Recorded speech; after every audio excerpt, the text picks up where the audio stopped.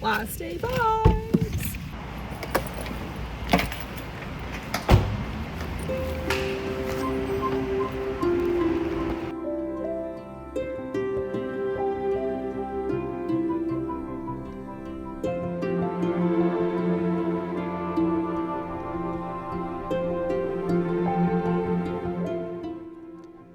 These days, marking the end of a journey, never feel quite as significant as we expect.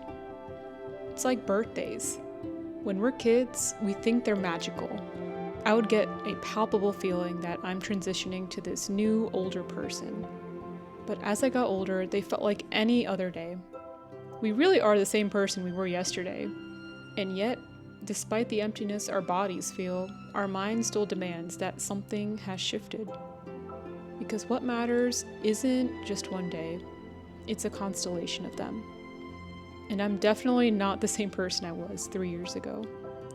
The long evenings in the hospital, the frustration of missing out on life while everyone else kept living theirs, the tears shed with patients, with friends, with myself, the weight of being far from home. All of it changed me. When my family visited me in LA, I was desperate to show them the hospital. Not just because it was beautiful, but because it had become my world. I had spent 3/4 of the past 3 years inside its walls. I've come to respect the immense knowledge it takes to become a good doctor. And even more than that, the humility it takes to say, I don't know, but I'll find out. To ask for help, to collaborate, to listen. The version of me who was obsessed with perfect grades and checkboxes, that girl got me here. But the woman walking out, she's someone else entirely. Somewhere along the way, maybe during the heartbreak of intern year, I realized what this profession actually costs. And I grieved the version of myself who didn't know that yet. There were moments I despaired, but eventually I let go of the pressure to know everything. And in that space, I found peace. Peace in trying my best, peace in asking for help, peace in not being perfect.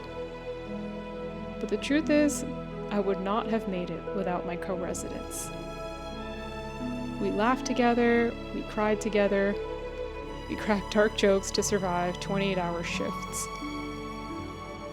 I'll never forget that morning I had a complete emotional breakdown during rounds, and the quiet strength of the co-resident who stood beside me while I was crying.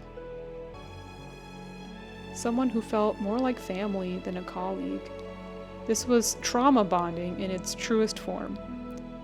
Forged in the wards, the intensive care unit, the call rooms, the break rooms, where the weight of medicine would press down on us like rain. And somehow we still found moments of sunlight. As I pulled into the parking garage for the last time and walked across the bridge to my final clinic shift, I choked back tears.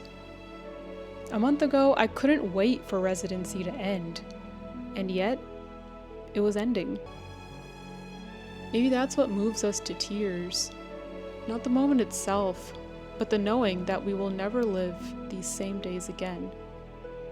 We spend so much of our lives wishing things would stay the same. But if they did, we'd never grow. At graduation, we were given letters we wrote to ourselves 3 years ago. Mine was filled with uncertainty and fear. But now, I know who I am. I've led a team, I've made hard decisions, I trust myself. I would never, ever do residency again. But I will miss the people who carried me through it. The kindest, most passionate doctors I have ever known, and I can't wait to see where life takes them.